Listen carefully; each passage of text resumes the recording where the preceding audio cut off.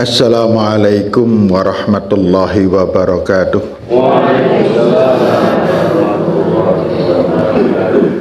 Alhamdulillahilladzi arsala rasulahu bil huda wa dinil haq liyudhhirahu 'ala dini kullih walau karihal musyrikun.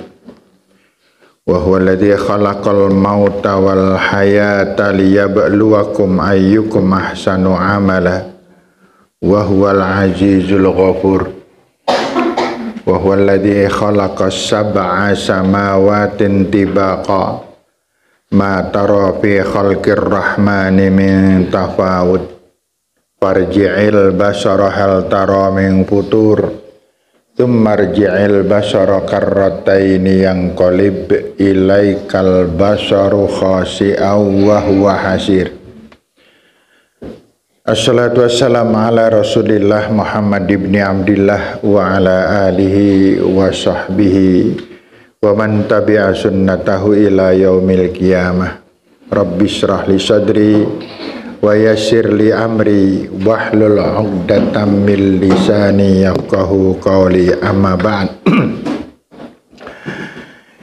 Ibu dan bapak-bapak sekalian yang saya hormati, alhamdulillah kita mensyukuri kenikmatan Allah Subhanahu wa ta'ala. Diminta atau tidak diminta, tetap terus memberikan kenikmatan kepada kita. Kita ini sadar atau tidak sadar sekarang sedang kaya luar biasa. Karena sehat itu kekayaan yang paling tinggi. Dan orang yang sedang sakit itu sedang semiskin-miskinnya, karena dia tidak bisa berbuat apa-apa. Sementara orang yang sehat itu bisa berbuat apa saja. Namun Allah Subhanahu wa ta'ala memberikan haknya ketika orang sedang sakit. Haknya apa? Haknya persis seperti dia ketika sehat. Ketika dia sehat melakukan perbuatan baik yang rutin yang mana? Maka ketika sakit dia mendapatkan hak yang sama. Setiap hari malam Rabu selalu berangkat pengajian. Kemudian dia sakit, maka tetap dihitung dia mendapatkan pahala pengajian. Setiap malam dia sholat tahajud. Kok sakit? Seminggu nggak sakit, tetap mendapatkan pahala sholat tahajud. Tetapi kalau perbuatan dosa tidak, dia setiap hari bertengkar, sakit berhenti bertengkar, dihitung dosane gitu. Tidak. Kalau yang berbuatan dosa tidak. Nah, ibu-ibu dan bapak yang saya hormati, inilah kasih sayang yang Allah berikan kepada kita. Bapak ibu yang saya hormati, saya membuat judul di kajian ini adalah menggapai maghfirah dan menggapai surga. Karena ternyata memang tidak ada surga tanpa maghfirah. Yang kita kejar sesungguhnya adalah maghfirah. Tapi tidak mungkin ada maghfirah kalau kita belum mempunyai hidup yang berkah. Tidak mungkin kita mendapatkan berkah kalau kita belum diridhoi oleh Allah. Dan tidak mungkin kita mendapatkan ridha Allah kalau Allah belum sayang, belum rahmah kepada kita. Maka yang kita kejar pertama adalah kasih sayang Allah. Siapa yang disayang oleh Allah? Orang yang selalu bersyukur. Siapa yang disayang oleh Allah? Orang yang selalu bersabar. Ada satu hadis mengatakan, arba'un man u'tihinna faqad u'tiya khairad dunya wal akhirah. Ada 4 perkara. Siapa yang mendapatkan atau melakukan 4 perkara ini, dia adalah orang yang dijamin hidupnya bahagia dunia dan akhirat. Kalau bahagia dunia itu selanjutnya di akhirat. Menderita di dunia selanjutnya menderita di akhirat. Masih ingat ini pengantikan Allah yang menyebutkan hal ini? Panjenengan semuanya hafal. Rabbana atina fid dunya hasanah wa fil akhirati hasanah. Nah sekarang kalau di dunia tidak hasanah, di akhirat juga tidak hasanah. Maka utama-utamanya kita adalah orang yang bisa menenteramkan diri kita. Bagaimana cara menenteramkan diri kita? Dengan akhlak. Ada empat perkara yang menyebabkan kita mendapatkan khairat dunia wal akhirah. Yang pertama adalah qalbun syakir, hati yang selalu mensyukuri kenikmatan Allah, tidak pernah mengeluhkan kenikmatan.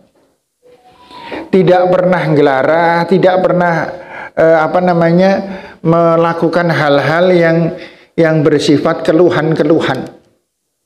Tidak suka menyalah-nyalahkan gitu. Karena dia sadar bahwa dirinya tukang salah. Tidak mencari kesalahan orang lain. Qalbun syakir. Yang kedua, kira-kira yang kedua apa? Yang kedua, walisanun dzakir. Lisan yang selalu berzikir terus kepada Allah. Jangan pernah kita diam. Ingat terus pada Allah. Ini di awalnya memang rekoso. Tapi kalau sudah terbiasa, di saat selo membaca la ilaha illa anta subhanaka inni kuntu. Ini lisan nggak perlu umi-umi. Nanti nggak dikira ngalim. Iya. Zikiran itu tidak perlu kemana-mana bawa tasbih. Tidak perlu. Ya. Pokoknya kita zikir yang sebanyak-banyaknya di setiap saat, di setiap kapan pun, kecuali satu, di WC. Nah itu nggak boleh. Atau di pasar. Tapi di pasar ini tergantung orangnya. Ada orang yang memang kesasar di pasar itu. Ya. Tetapi kan ada orang, saya pernah seorang ibu, saya lewat sedang baca Al-Qur'an, hebat sekali dia. Ini orang yang mengatakan serba bersyukur. Yang kena dodolan laris ya bersyukur, dodolan sepi ya bersyukur. Dodolan sepinya bisa dikiran di semua Quran. Nah ramenya orang iso, tapi untuk badan kan gitu. Semuanya disyukuri. Gitu. Iya. Tidak laris, alhamdulillah 5 Quran yang selama nang pasar mau entuk 2 juz. Itu karo dikiran. Dapat untung dari Allah.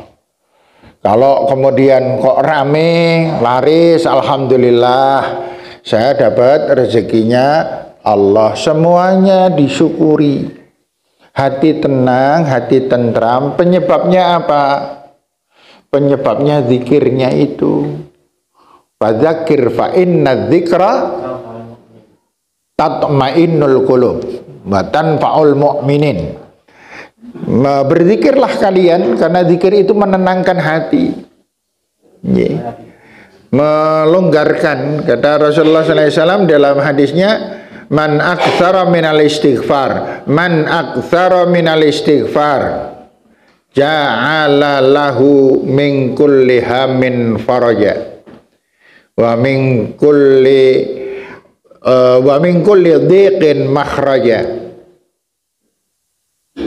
Kemudian wa razaqahu min haitsu la yahtasib. Orang yang banyak beristighfar. Istighfar itu macam-macam. Ada astaghfirullah. Ada lagi la ilaha illa anta subhanaka inni kuntu minadz zalimin. Ada lagi Allahumma Rabbana zalamna anfusana wa illam taghfir lana wa tarhamna lanakunanna minal khasirin. Ada lagi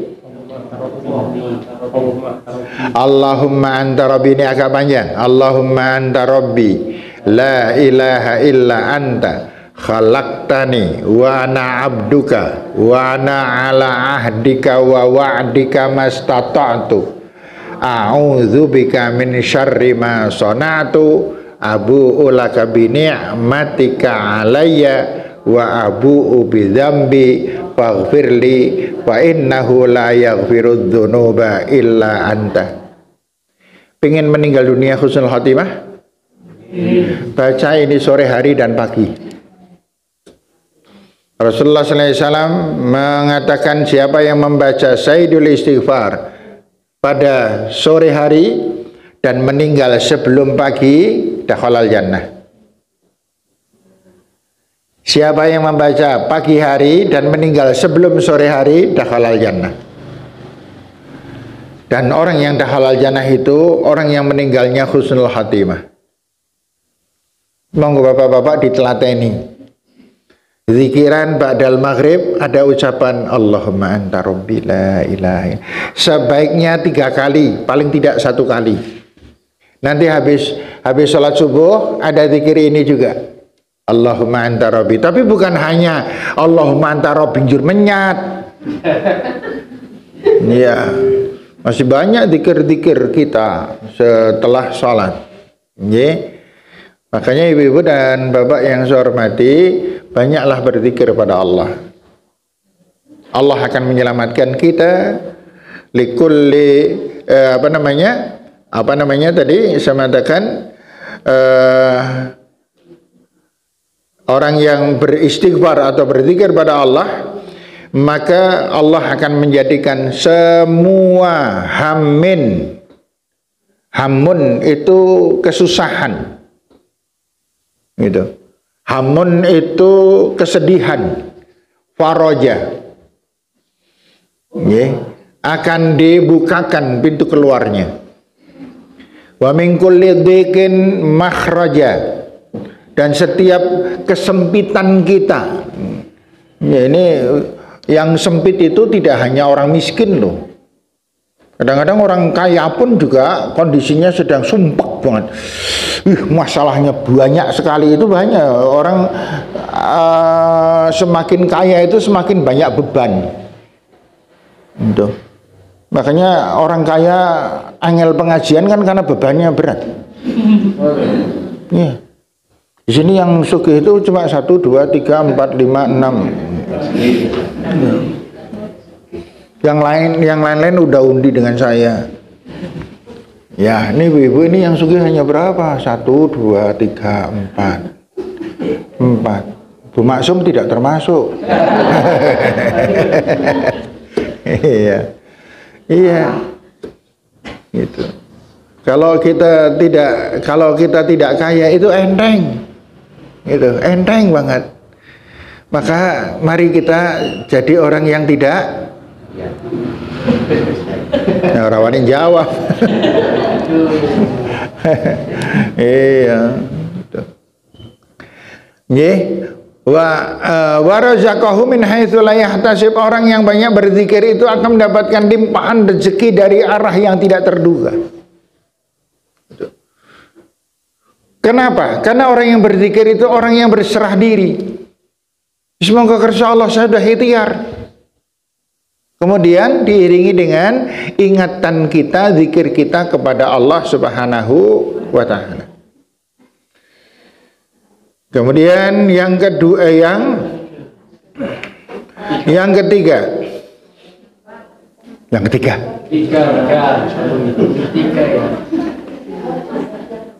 Oh, ini di belakang ubres wae. Ayo. Yang pertama qalbun syakir. Yang kedua lisanun zakir. Yang ketiga wa badanun alal balai sobir. Wa badanun alal balai sobir.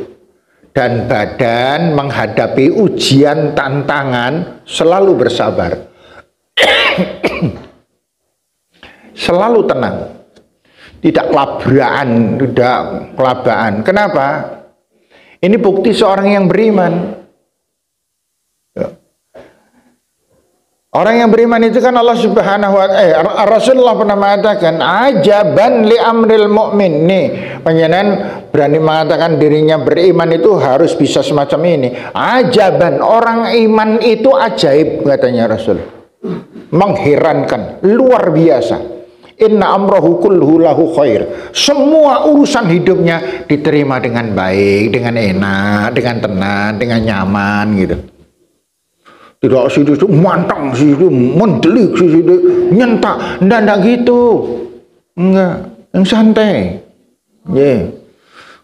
Rezeki itu nak doyak itu melayu nih buantari pol, iya.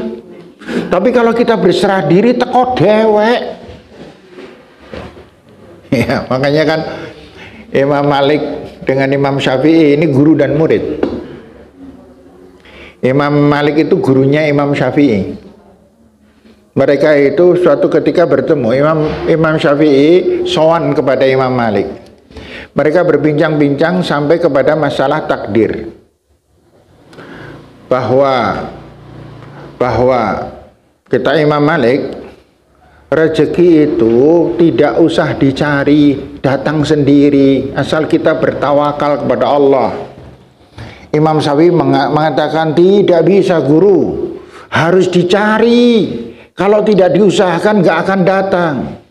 Ayal-ayalan mereka. Kemudian Imam Syafi'i karena bertamu, ya, ketika Imam Malik ada keperluan ke belakang, Imam Syafi'i jalan-jalan. Ketika berjalan-jalan, di sana ada orang yang sedang panen anggur. Imam Syafi'i mikir, waduh, ini saya ingin mendapatkan anggur, saya harus membantu. Imam Syafi'i bantu, ikut ngangkati, ikut meti dan lain sebagainya. Kemudian Imam Syafi'i setelah selesai panen, Imam Syafi'i mendapatkan satu ya kayak kereneng gitulah, nggih, gitu.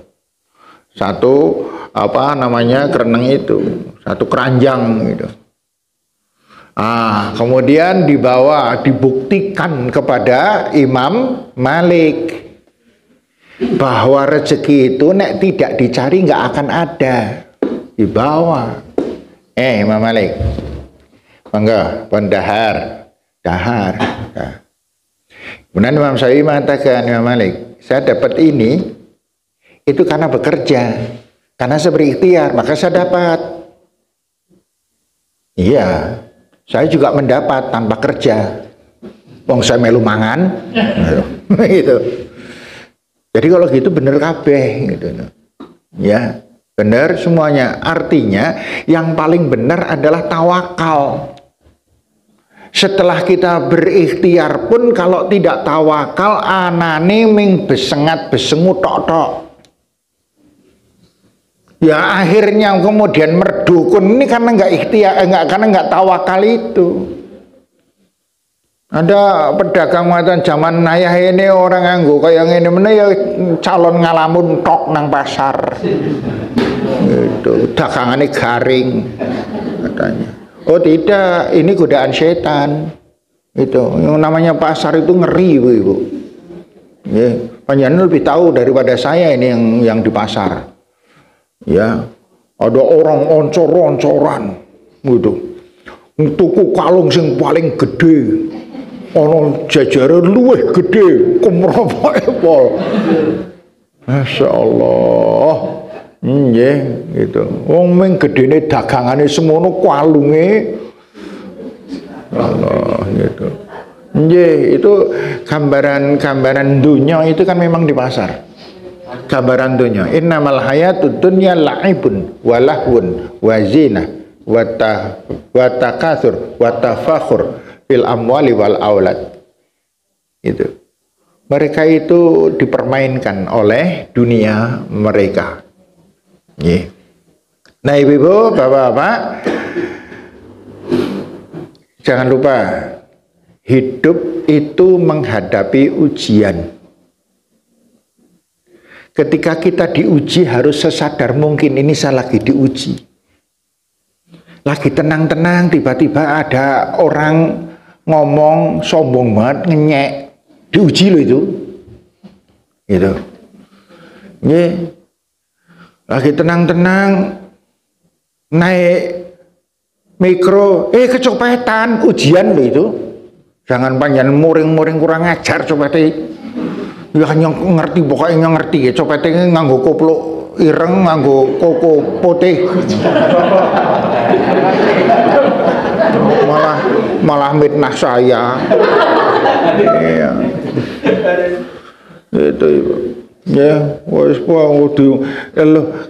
orang kemalingan itu maghfirah. Diganti cepet banget oleh Allah. Nek sabar, nek ikhlas gitu. Ibu-ibu sudah pengalaman lah dengan pasar kebakaran lah.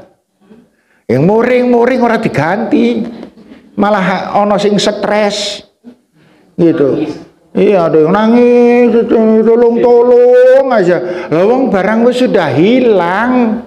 Nek ngonyong ke orang kebakaran, ngonyong dirampok, sebagainya itu. Ada yang itu nggak akan kembali, yang jangan semacam-macam itu. Hatinya nggak tentram, sholatnya mungkin ditinggal. Sekali sholat ngalamun, Allahu Akbar, kebangetan temen. Kalau wong wis tak angkuti lah kok ditampani karo wong tarani wong nulung. Jebulane malah digawa lunga. Kurang ajar banget.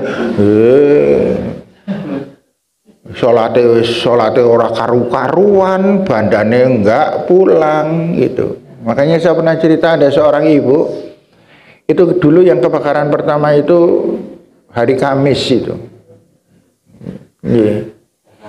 Hari Kamis yang kebakaran besar-besaran di pasar itu. Kemudian setelah itu ada seorang ibu anggota pasar datang ke rumah saya itu hari Sabtu. Saya mikir mesti pingin curhat ini. Gitu. Ternyata tidak. Lah kok datang-datang itu Pak Haris, kula nyuwun ngapunten nggih. Niki kula niku napa tumbas niki dinten Rebo. Pun ajeng kula mriki dinten Kamis malah pasar kebakaran. Napa ta Bu? Nota, ternyata dia nyumbang panti asuhan 10 sak semen. Notanya baru diberikan kepada saya hari Sabtu karena hari Kamis dan Jumat ada kebakaran tertunda. Le njaluk ngapura semacam itu, saya pikir ini orang kebakaran enggak sih gitu. Terus saya tanya, Ibu, nah bab kebakaran Ibu terus pundi? Nggih, telah sedaya Pak Haris. Astagfirullahaladzim. Padahal dia dagangannya mungkin selebar ini loh. Di pasar itu ya kurang sedikit lah. Itu bumbuan sak pokoknya, saya pikir itu berapa ratus juta itu. Gitu. Habis, dan habisnya katanya di apa namanya? Kok dirampok apa namanya? Dijarah wong dia apinya nggak sampai ke tempat dia tapi dagangannya habis. Di dalam kotak pada waktu itu ada uang 22 juta disiapkan paginya untuk bayar apa namanya kulaannya. Lah kok kemisnya kebakaran. Lah terus saya nanyakan, lah terus pundi Bu? Lah menika telas daya. Lah nggih pun telas. Wong kula niku mung ditipi Gusti Allah. Kula riyen nggih mboten gadah napa-napa Pak Haris. Njur diparingi karo Gusti Allah. Oh niku pun berjasa banget nyokolake bocah-bocah pun padha rampung. Pun Allah kula matur nuwun banget karo Gusti Allah. Mangke lak diganti meneh kalih Gusti Allah. Masyaallah. Ini orang lebih hebat daripada sing dijak ngomong. Oh, saya punya dagangan segitu, kebakaran, mungkin saya ngene terus. Lah kok dia kebakaran hari Kamis, Jumatnya diurusi, Sabtunya kok ya enteng lho samparane lho. Padahal piantunnya sudah sepuh tuh. Iya. Jadi ternyata siapa yang masuk surga? Yang tenang. Yang ketika mendapatkan ujian tetap tenang. Gitu. Karena Allah Subhanahu wa taala sudah mengatakan alladzi khalaqal hal ata'al insani hina min ad-dahri lam yakun syai'an madhkura inna khalaqnal insana min nutfatin amsyaj. Kami telah menciptakan manusia itu dari air yang terpancar. Nabtali, untuk kami uji. Jadi ketika masih air bertemu dengan ovum, itu Allah sudah mengatakan nabtali, untuk kami uji nanti. Maka waja'alnahu sami'an basira, maka manusia kami beri akal dan pikiran. Inna hadainahu sabil. Kemudian setelah dewasa kami beri petunjuk. Diutus Rasulullah, dikirimkan Al-Qur'an. Imma syakiran wa imma kafura, pilih salah satu di antara dua.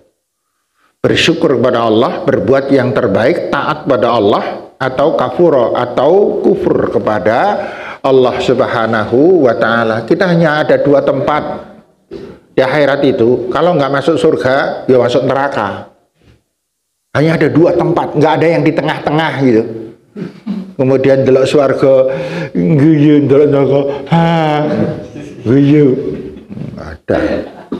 Iya. Tidak ada yang semacam itu.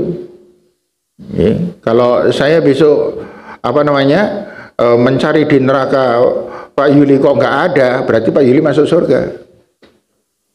Kalau panjenengan mencari saya di surga kok nggak ada, berarti sudah masuk neraka? Enggak, mungkin saya di surga lebih tinggi. Kementus teman. Iya Ibu. Maka bapak-bapak yang saya hormati, ibu yang saya hormati, wa badanun alal balai sabiron. Dan badan kita, diri kita itu menghadapi cobaan-cobaan Allah yang beruntun terus. Cobaan ada dua macam, ada yang menyenangkan, ada yang menyusahkan. Sedang senang hati-hati. Ada seorang ibu nyusahin, tapi jangan ditanya siapa orangnya ya. Ada seorang ibu bilang, Pak Haris, kalau niku nek dikon milih sakniki milih dadi wong sing miskin Pak Haris. Loh kok kados ngaten? Kula mbiyen dong miskin, niku bojone kula yele sayang harmoni sangat Pak Haris. Basan saniki ekonomi kula pun sae, bojone kula mulai neko-neko Pak Haris. Nggih sayang kalih kula, ning teng jaba sayang karo liyane.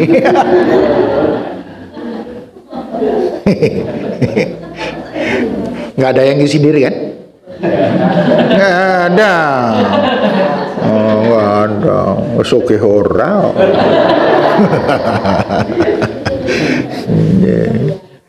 Jadi bisa jadi kita ini setia dengan istri karena nggak sugih.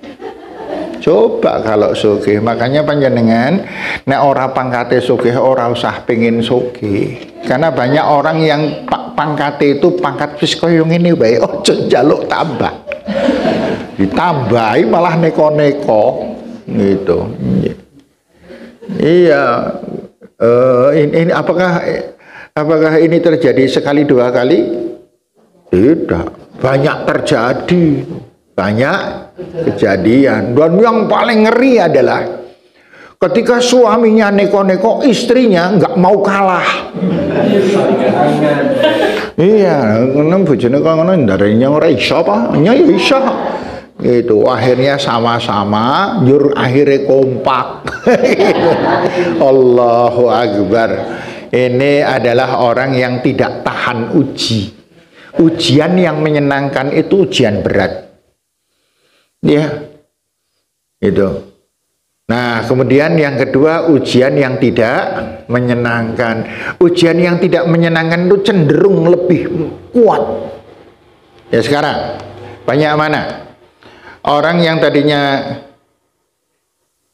kaya, kemudian miskin, kemudian tobat. Atau banyak mana? Lebih banyak mana? Orang tadinya kaya, kemudian miskin, kemudian tobat. Atau orang yang tadinya miskin menjadi kaya, setelah kaya tobat. Sama.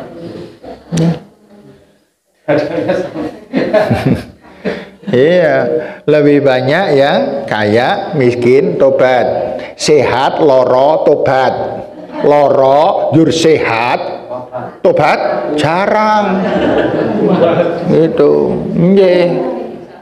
Makanya ibu-ibu sekalian, yang perlu diwaspadai adalah ketika kita senang. Ya ada juga orang yang sempit, ketika sempit le salat ora iso khusyuk. Allah, ya Allah, ya beri kita ya. Itu. Tetapi ketika duitnya banyak juga nggak bisa khusyuk. Oh mikir ke sing duit semono kae monggo tak nggono. Oh iya ya, nggo tuku boto urung karo ora urusane ngrehab omah kowe. Iya, Ibu.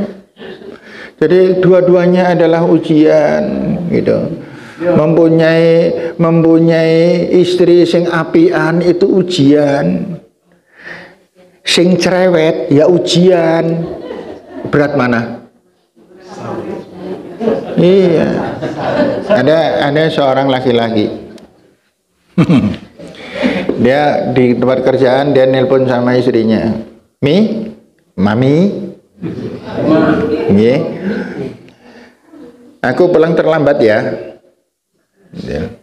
Lah ada apa sih, Pak? Ini ada lemburan.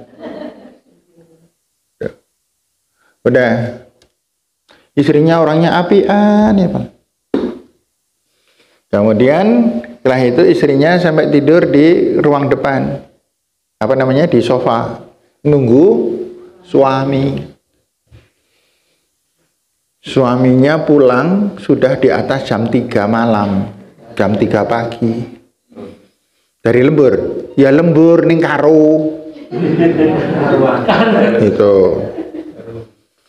Nah, kemudian setelah itu dia pelan-pelan dua-duanya nggak bawa kunci semuanya. Kunci rumah, kunci gerbang juga. Udah deg-deglek buka. Kemudian istrinya bangun. Sang suami udah gilapan, waduh gawat gitu. Nah kok istrinya bilang, ya Allah, Mas nembewi kundur, iya, penjenan mesti kesel banget ya, gitu. Arab siram se, apa langsung sare? Nah, aku tak langsung turu lah, Bu. Kemudian tasnya diambil sama istrinya, kemudian jasnya dilepas sama istrinya.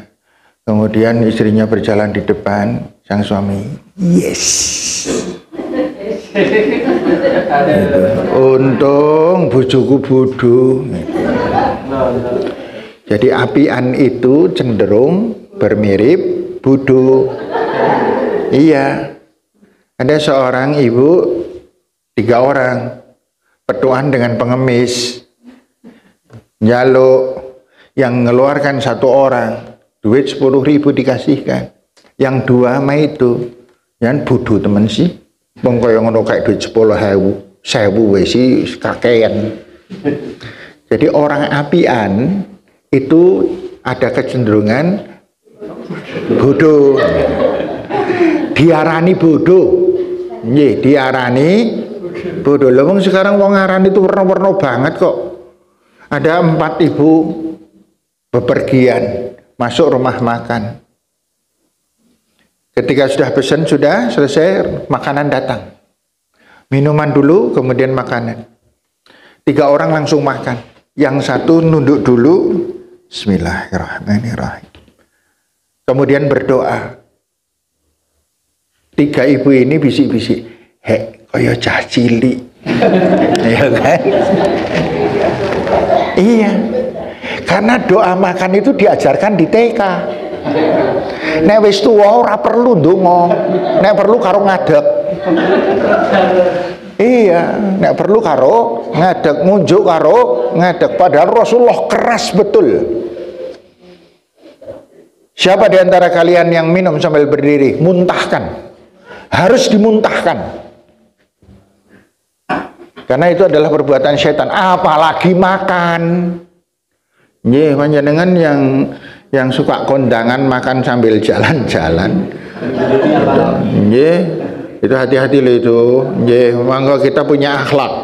Nggih, kita punya akhlak. Yang namanya makan itu sambil duduk. Minum itu sambil duduk. Gitu. Saya kondangan kok ora iso njaga, ya sudah ming salaman tok pulang. Iya. Luwih enak jangan bobor karo risi. Gitu. Daripada makan harus berdiri. Ini kita ini punya apa? Kita ini mempunyai jenenge apa? Kita mempunyai pribadi. Nggih. Kita mempunyai hak sebagai seorang muslim. Jangan kemudian wah ora apa-apa, kancane akeh. Sing padha ngadol akeh ngadeg kabeh kok. Oh, pancen tuan rumah itu tidak menyediakan kursi yang cukup gitu. Ya tidak. Gitu. Nggak bisa makan ya sudah. Gitu. Memang kita lagi pacekle apa? Kalau tidak makan di kondangan orang iso mangan gitu. Nah, bahasanya semacam itu, Ibu. Ya, ini terutama panjenengan yang setiap malam Rebu pengajian orang pengaruh. Iya, makan sambil berdiri, ngobrol dan lain sebagainya. Hati-hati. Nggih, agama bukan untuk ustadz tetapi untuk semua orang. Nggih, wa badanun 'alal bala'i sabir, sabar menghadapi ujian dari Allah Subhanahu wa taala. Nggih. Nah, yang keempat ini khusus putri. Wa zaujatun la tabghihi khaufan bi nafsiha wa malih. Seorang istri diperistri oleh laki-laki tidak ada rasa takut miskin, tidak ada rasa takut mengalami bencana. Dia ikhlas karena menjadi seorang istri adalah tujuannya membahagiakan suami. Ya, jangan minta dibahagiakan, minta itu ngemis. Minta itu ngemis. Ada seorang pengantin, saya pernah ngisi nasihat pengantin saya tanya, pengantin berdua, saya nanya, kenapa panjenengan mau-maunya dengan mbak ini? Dan mbak, panjenengan kok mau-maunya dengan mas ini? Kenapa? Tak jawab, no, jangan usah jawab, ora pantes. Pengantin jawab, saya bilang gitu. Sing jawab saya, tak jawab ke bener atau tidak? Mas, kenapa kok menyembunyikan? Iya Pak, soalnya istri saya ini orangnya apian banget. Saya berharap nanti dia bisa menyenangkan saya, bisa memperhatikan saya, bisa melayani saya dengan sebaik-baiknya, bisa membahagiakan saya, bisa mentaati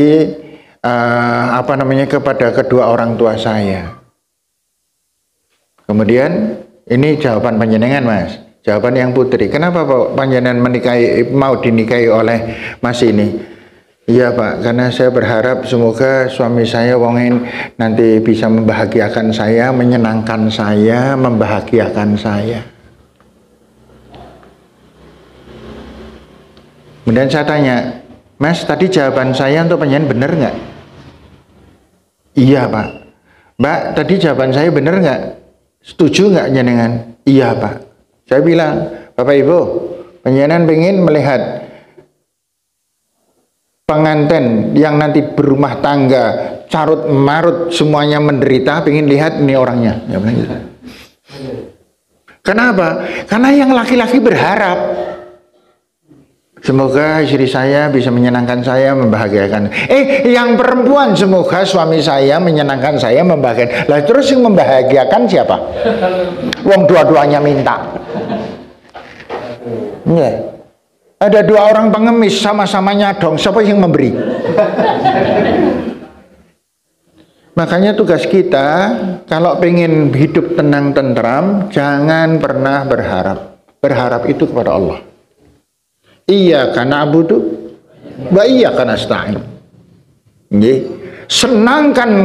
Senangkan orang tua, jangan minta disenangkan oleh orang tua. Senangkan istri, senangkan suami, bahagiakan, perhatikan, dan sebagainya. Panjenengan tidak akan marah dengan istri. Ibu-ibu panjenengan tidak akan marah dengan suami kalau panjenengan niatnya membahagiakan suami. Tetapi karena berharap, suatu ketika istri mengecewakan, mumbul. Waduh, istri manapun meskipun bersalah, nek disalahke ora trimo. Kenapa? Karena yang menyalahkan juga tukang salah. Akhirnya balas membalas. Awas ya mas, yang salah kan itu menyanyi ngono. Ora tahu salah. Suatu ketika suami yang salah, istri tiba-tiba ngamuk menepol karena balas dendam. Anak-anak jadi korban. Bagaimana mendidik seorang anak kalau wong tuane aja bodoh kabeh? Istri tidak bisa memahami suami, tidak paham, artinya tidak mudeng. Tidak mudeng artinya tidak ngerti. Tidak ngerti namanya bodoh. Berhadapan dengan istri yang tidak memahami suami. Wong bodoh ketemu wong bodoh. Oh, rame itu. Ya. Jadi Bapak dan Ibu yang saya hormati, tugas tidak ada di dalam Al-Quran. Mintalah kepada orang tuamu, mintalah kepada istrimu, mintalah kepada suamimu. Tidak ada. Yang ada berikan kepada suamimu ini, berikan pada istrimu ini. Masing-masing punya kewajiban. Nah kalau semuanya, dua-duanya sudah memberi, semuanya dapat. Kalau dapat, ayem. Kemudian anak-anak. Makanya Allah Subhanahu wa taala mengatakan yang namanya pahala itu ringkih, mudah sekali hilang. Pernah seorang ibu karena benturan dengan putrane, ibu mengatakan, ibu ke kurang apa karo dhek. Iki mbiyen nang weteng ibu 9 bulan rekasane pol ibu. Ngerti ora? Ibu meh mati dong lairake dhek. Bahasane wis lair dhek zaman cilike lara-laranen ngerti ora? Ibu rekoso ngoyong rono rene. Bahasane wis gede sekolah biayane dhek Masya Allah. Nanti tekan kuliah rampung. Itu tahu nggak? Pahala hamil hilang, pahala melahirkan hilang, pahala nyusoni hilang, pahala merawat bayi ketika sakit-sakitan hilang. Padahal itu sangat mengantarkan ke surga. Disebabkan karena apa? Karena kehilangan ciri khasnya seorang yang bertakwa yang dinamakan pemarah. Hati-hati. Urusan marah ini ya kalau Allah mengatakan halus, wal kadhiminal ghaidha, orang yang bisa mengendalikan amarah. Karena kalau orang sudah marah, perbuatan salahnya luar biasa. Makanya di dalam surat Al-Furqan itu mengatakan wa ibadur rahmanil ladzina yamshuna 'alal ardi wa idza khatabahumul jahilun qalu salama. Kalau ada orang-orang yang bodoh sedang berbicara, qalu salama, kamu harus selamat. Jangan ikut berbuat dosa. Siapa yang jahilun? Orang yang marah.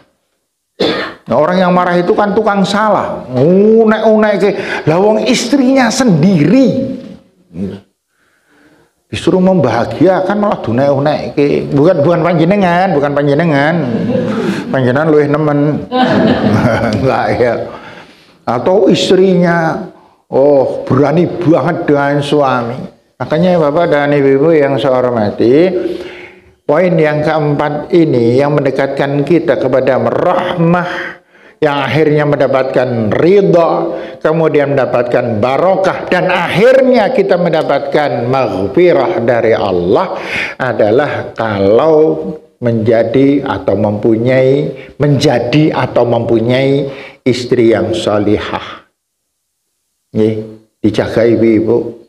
Istri yang salihah itu tidak nesunan, tidak ngomel, tidak pecuca-pecucu, tidak merengut.